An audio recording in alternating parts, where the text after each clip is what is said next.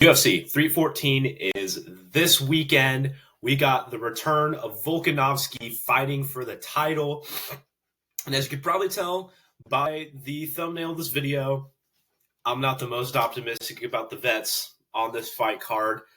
This might be a hard one to watch, but regardless, we're going to give all of my predictions on all of the fights, starting with the early prelims and ending with the main event. So, first one, Haley Cowan and Nora Cornoli. Cornell by unanimous decision. She's just so much better than Haley Cowan in every single way possible. Haley's just not good at all. I know that's not a very deep prediction. It's not a very deep take, but Cornell actually has finishing potential, and she's actually really dangerous. She's had, I believe, 3 or 4 fights in the UFC and has only lost her most recent one to a ranked fighter. So she's actually not that bad. And Haley has only had 1 fight in the UFC, and she's lost that one. And she just doesn't show urgency, and she doesn't show any dangerous finishing potential. I could see Nora Cornell finishing Haley, but I just don't think I'm not going to bank on it. I'm not going to bank on a finish. Nora Cornell by you dominant unanimous decision. Next one, Tresean Gore and Marco Tulio. I know Tresean Gore is pretty dangerous. He can be dangerous. He has some finishing potential. He has had knockouts and submissions on his record. I just, skill-wise, I think he's as good as Marco Tulio. And I don't see him knocking out Marco Tulio in the slightest. He's also 5-2, so he's pretty, untested when it comes to his professional career. Marco Tulio's been there. He's just a lot more skilled than Tresean Gore, and I think he's just going to pick him apart. Tresean's going to look to probably put the pressure on in the first round, and Tulio's just going to sit back, put the pressure on, pick him apart, and I think he's going to finish him in the second round. Anyways, next one. Sumo Dwarji versus Mitch Raposo. I'm kind of back and forth on this fight. I could 100% see Mitch Raposo winning this fight. Also, he just looks like Adrian Yanez. He just so looks like Adrian Yanez. How is he not like Adrian Yanez's brother? Have you ever seen Mitch Raposo and Adrian Yanez in the same room? I haven't either. So they're probably both the same person. And it's 1 weight class away. So, just saying. But I'm going to pick Sumo Dwarji by decision. I know he's on a 3-fight losing streak. But I don't know. He's pretty rangy. He's decent. He's a decent fighter. He's not terrible by any means.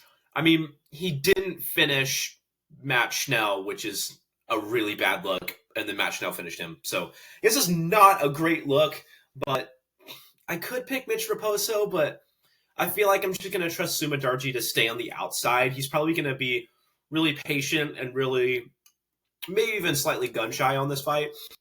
I think he'll just do the safe thing, pick Mitch Raposo apart, keep him on the outside, and I think he'll just win a decision. It probably won't be a very eventful fight, honestly, but like I said, I could 100% see Mitch Raposo winning, but I just trust Sumo Dwarji a bit more. So, Cedric Dumas and Mikhail Oleksiejczuk. Another guy who's on a 3-fight losing streak, and he's been pretty inconsistent inside the UFC. Mikhail Oleksiejczuk, that is. I'm going to pick him to win by TKO in the first round. He's actually a dangerous fighter, though. I know he's had all these losses to all these up-and-coming contenders, but he actually shows urgency in his fights, and he actually is dangerous and wants to finish the fight. He dropped the heck out of Kevin Holland. I know Kevin Holland won by submission, but Mikhail was on him from the start of that fight. Cedric Dumas just doesn't show any urgency in his fights. He's a decent wrestler. He doesn't have a big submission threat, and he's not a threat on the feet either. So I think Mikhail is going to finally get back in the win column. I really want to see him win. Excuse me. It sucked seeing him just fed to these up-and-coming contenders over and over again. And I think this will be a good step down in competition for him. And this is a perfectly winnable fight for Mikhail Oleksiejczuk. So I'm picking him TKO in the first round. Next, Darren Elkins and Julian Erosa. You know, I think this is kind of our first vet fight. At what point, you have to ask the question with any fighter who's getting up there in age. At what point do they just stop performing? At what point they just stop being able to tough out some people, you know? And I think we have to answer that question with Darren Elkins. He's been decently successful recently. He's kind of on and off, but he's been getting some wins and he's been getting a couple finishes too. So I am impressed with Darren Elkins still in this later portion of his career. This is definitely the back end of his career. Julian Erosa, he's not great either. He's really not, but he's going to be a bit younger. He's going to be a bit stronger. And sometimes Julian Erosa makes really dumb decisions in fights, like maybe not like Michael Chandler levels of dumb. But I think he's going to be able to tough out Darren Elkins. And I think he's just going to pick him apart a bit, be able to stuff the wrestling a little bit, and just win a decision. Like I said, I wouldn't be too terribly surprised if Darren won this fight. But like I said, you just have to ask the question, at what point do you just stop performing for good? You know, like you have guys, like I said, Darren Elkins, or you have guys like Jim Miller, who we'll get to later. Jim Miller is still doing decent in his career. He's still doing decent in the unranked portion. And he still looks good for being 41 years old. But at what point does Jim Miller just stop performing like that and just start crashing down, you know? And I think we're probably going to be entering that portion in these guys' careers, especially with Darren. At what point does the damage just start crumbling, you know? But I guess that's all I have to say about it. I could see Erosa finishing it, but I don't know. I don't trust Erosa to finish Darren Elkins, honestly. Erosa by decision. Okay. Speaking of Jim Miller, Chase Hooper, Jim Miller. It's going to go pretty similarly to the Clay Guida fight. Jim Miller, where Miller and Guida are at in their careers, Miller's 100% more dangerous. He is. He has better striking. He has more dangerous submissions. I think he's going to put up some decent scrambles with Chase, kind of like how the Guida fight was going, but I think Chase is going to submit Jim Miller pretty easily. Like I said with Jim Miller, he's 41 years old, and he's still, like I said, he looks good for his age. He really does. But this is Chase Hooper. He's 25. He's getting stronger. He's getting better, and it's just at 25 and 41, dude. Like, if Jim Miller beats Chase Hooper, that's just embarrassing on Chase Hooper's part. So, Chase Hooper I'm going to go rear naked choke, specifically, in round one. Anyways, next one. Virna Jandiroba, Yan Xiaonan. They're both pretty dangerous fighters. I like Virna Jandiroba's grappling. I think her grappling is better than Tatiana Suarez's. Tatiana is a really good wrestler, a decent wrestler, but Virna has the wrestling plus the dangerous submission game. We saw that when she submitted Amanda Lemos. She submitted Amanda Lemos. Yan Xiaonan is dangerous too. She has dangerous striking. We saw that when she knocked out Jessica Andrade. But I think Virna's going to be able to handle that on the feet, and I think she's not going to be stupid about it. I don't see her putting Xiaonan away. I think Xiaonan is good enough to weather the storm of the submission attempts, but I think Virna Jandiroba is just going to drown her out over the course of the 3 rounds. And I look forward to a title shot with Zhang Weili. I do think Zhang Weili beats anybody in the strawweight division right now. There's no one at strawweight beating her. All right. But I think Virna Jandiroba could pose some decent threats to Weili. And I think that would be a fun fight to watch. So anyways, Virna Jandiroba by unanimous decision. Anyways, Dan Ige and Sean Woodson. I've been back and forth on this fight. One hand, I was like, Dan Ige can kind of beat like these unranked guys, but then he'll lose to the ranked guys. You know, that's been pretty much the story of his career. he's lost to Diego Lopez, Bryce Mitchell. I think he lost to Barbosa as well. I could be wrong, but and then he's beaten guys that are unranked like Andre Feely, Damon Jackson, and Nate Landwehr. But Sean Woodson, that's the thing. Sean Woodson is Nate Landwehr. He's not Andre Feely. He's not Damon Jackson. He's better. He's just better. Dan Ige, I could see him dipping in on the inside, landing on Woodson. And I think if Dan Ige lands clean on Woodson, he's going out. I just don't see that happening. I believe Woodson is 6'1" for the featherweight division, which is insane because, like, 6'1" for lightweight is tall. 6'1" for featherweight, like, what are you doing? Like, it only works with Sean Woodson because he's built like an alien, but whatever, right? I see Woodson just staying on the outside. He's good. He's good enough not to get complacent and let Dan Ige slip on the inside and knock him out. At this point in Dan's career, I mean, he's still 33. He's not that old, but I kind of see a similar slow decline like Pedro Munoz. Pedro Munoz is declining right now in the bantamweight division, but he's not getting knocked out. He's not getting finished. He's losing by decision. He's tough enough not to get put away like that. Same thing with Dan Ige. Dan Ige is not going to get put away over and over again on this decline. He's tough enough to hang in there with these guys and make it competitive. He made it competitive with Lerone Murphy. I guess that's another ranked fighter I should have mentioned that he lost to. But like I said, I think he's going to be on that decline of his career, and he's just recently become unranked. So I think Sean Woodson's going to have that performance against Dan Ige that he needs to have to get himself a fight in the rankings. So, anyways. Oh, man, this fight. Okay. Nikita Krylov, Dominic Reyes. As you can see, I'm picking Krylov by round 2 KO. It's just that Dominic Reyes has been knocked out several times. 3 times in a row, to be exact. He's on a 2-fight win streak right now, but previous to that, he got knocked out 3 times in a row. And I just don't think he's going to be able to take that kind of punishment from Krylov. And also, here's the thing. Dominic Reyes is good. He's really good. And he's dangerous, and he can pose some decent head movement, but he's pretty hittable. Reyes is pretty hittable. Even in the Jacoby fight, he was getting tagged before he came back and hit Jacoby with a counter shot. In the Smith fight, Smith was landing shots on Dominic Reyes. They weren't big, impactful shots, and they weren't going to stun Dominic Reyes by any means, but Dominic was still getting hit by Anthony Smith. And in pretty much any fight he's been in recent times, he's just there to be hit. And against Krylov's a bit more wild, but he's still good, and he's still very technical. I think the first round is going to be a good back and forth. I think both guys are going to have their moments.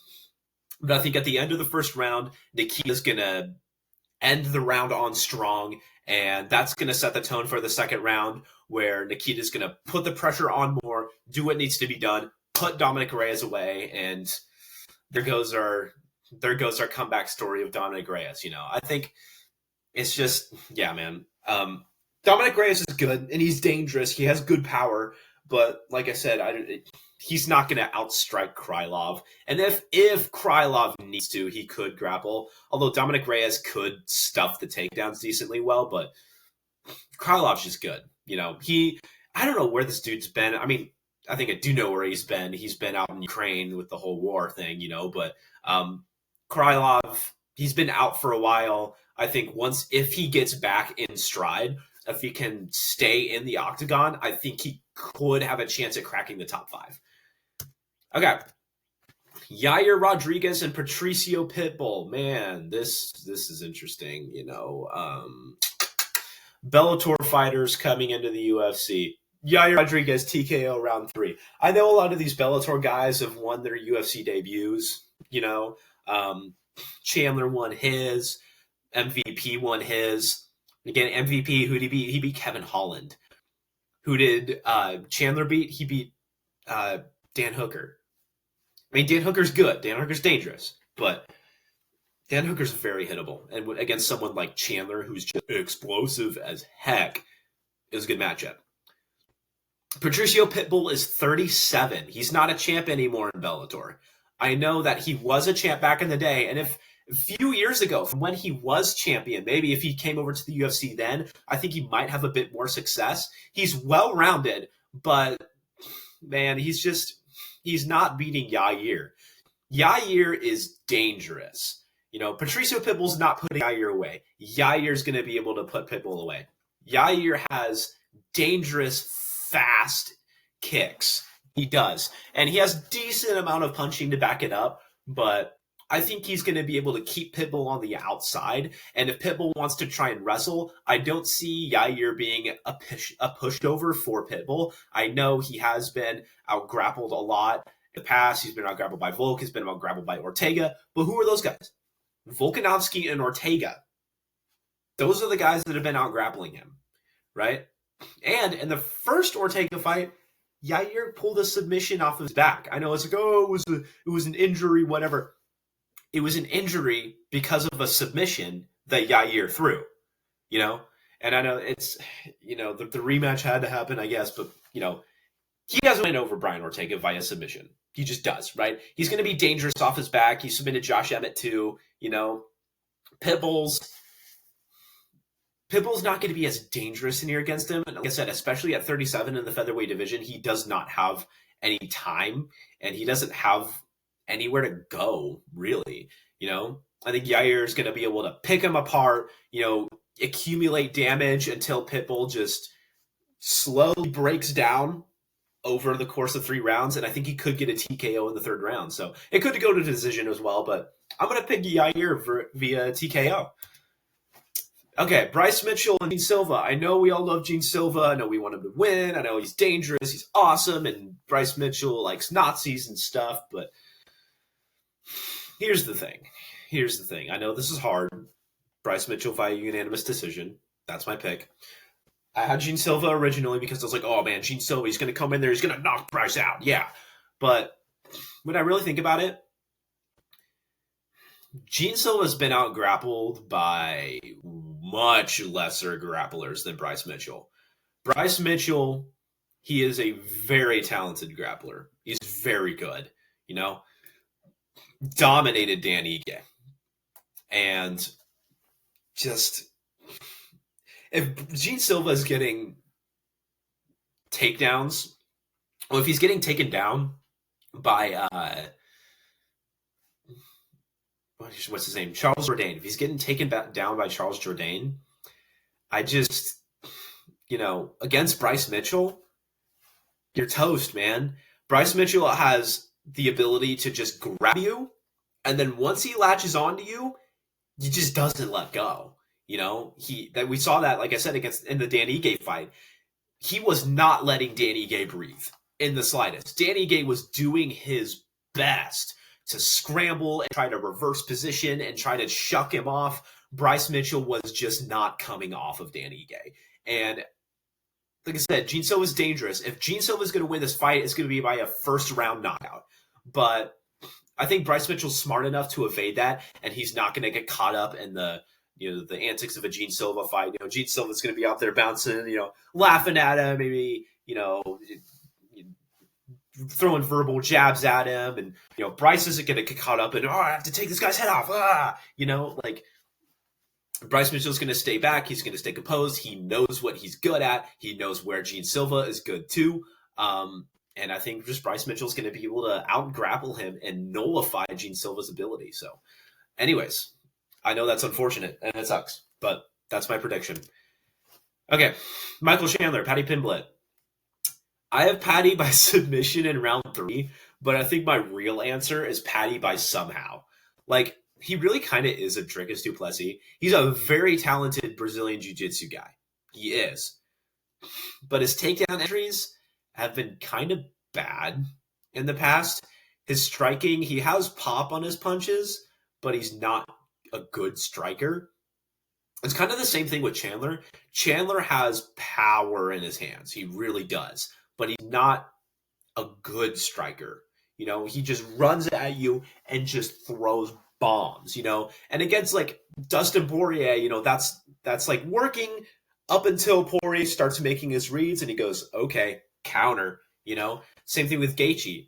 It works until Gaethje's like absorbing all these punches and also starts making his reads and he goes, okay, feint, uppercut, drops the heck out of Chandler, I think Michael Chandler, I don't think is going to put Paddy Pimblett away via an early knockout. If that's how Chandler's going to win this fight, it's going to be by an early knockout. I know he can still carry the power late in the fight, but I don't see Paddy getting knocked out by Chandler. And Chandler has good wrestling, and he'll have decent takedown defense. And like I said, Paddy's entries are kind of bad. But also, I'm going to be honest with you, it's kind of the vibes at this point. Chandler's 38, Paddy's 30. He's improving. I think it's just what's going to happen. I think it's just what's meant to happen. Paddy's only come up, Chandler's coming down. He's only going to get worse from here, and Paddy can only get better from here. And this is 5 rounds, too. This is interesting. If it was like 3 rounds, it'd be like, okay, it's like an easy decision for Paddy Pimblett. But I think he could submit Chandler. And I know a lot of you are going to say like, oh, Charles Oliveira couldn't submit Michael Chandler. Okay, but Dustin Poirier submitted Michael Chandler. That's the weird thing about Chandler. He loses to these guys how you shouldn't be losing to them. Charles Oliveira, the UFC's most dangerous submission artist and most effective submission artist. How does he lose? By knockout. And then the second fight, he takes him to a decision. After even getting taken down a lot in that fight, Dustin Poirier, the boxer, gets submitted by the boxer. And then Justin Gaethje, the division's hardest hitter, goes to a decision with him. So it's like he's not getting like beat by the way you should get beat. And that's the interesting thing. Is like we know he can be submitted. And I think Paddy could latch on a submission here. I'm very iffy on this fight, though. I really don't know how this is going to play out, and I think this is just my best guess. So, anyways, we're just going to leave it at there, and we're going to go to the main event. Diego Lopez by knockout in round 2. You could see round 1, though. Here's the thing. Volk is getting older. He's 36. He's only going downhill from here. Once you reach a certain point, like I said, with Chandler, with Reyes, with Ige, with Miller, with Elkins, whoever it is, like these older fighters getting out of their primes, you only really go downhill from there, and we see that for the most part, and we only see like outlier cases like Glover Teixeira. Glover Teixeira is an outlier case, that doesn't usually happen, right? But Volk is exiting his prime. He's gotten chin twice in a row, and he's facing Diego Lopez. Now, Volkanovski is more skilled pretty much everywhere compared to Diego Lopez. He's just better pretty much everywhere. He's a better striker. He's a better grappler. He's just more well-rounded. But that's the thing is Diego is just so explosive, and he just comes at you with these combinations. And I could just see him exploding at Volk, grabbing like the collar tie or the tie clinch, and just throwing those tight hooks and uppercuts.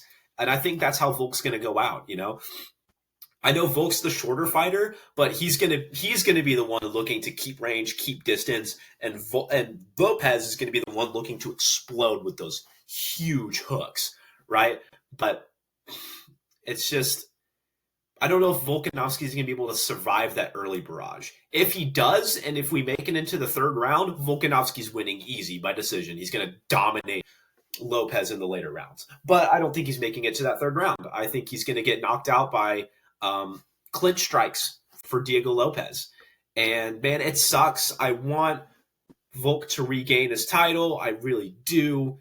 But it's just, this is Diego's time. And I don't think Volk can handle the pressure, unfortunately. So anyways, thank you guys so much for watching. I hope you guys have a good rest of your day, and I'll see you in the next one. Bye.